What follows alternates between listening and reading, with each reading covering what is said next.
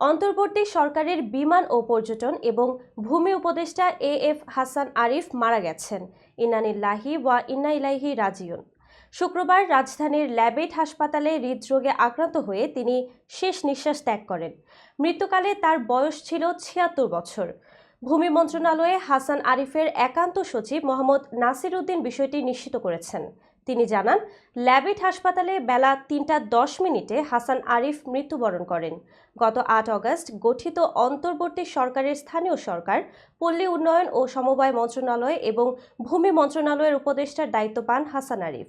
পরবর্তীতে তাকে ভূমি এবং বেসামরিক বিমান পরিবহন ও পর্যটন মন্ত্রণালয়ের দায়িত্ব দেওয়া হয়। হাসান আরিফ সুপ্রিম কোর্টের জ্যেষ্ঠ আইনজীবী হিসেবে খ্যাত ছিলেন।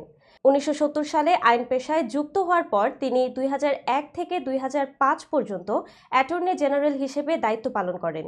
তাছাড়া ২০০৮ থেকে ২০০৯ সাল পর্যন্ত তিনি তত্ত্বাবধায়ক সরকারের আইন উপদেষ্টা হিসেবেও কাজ করেছেন।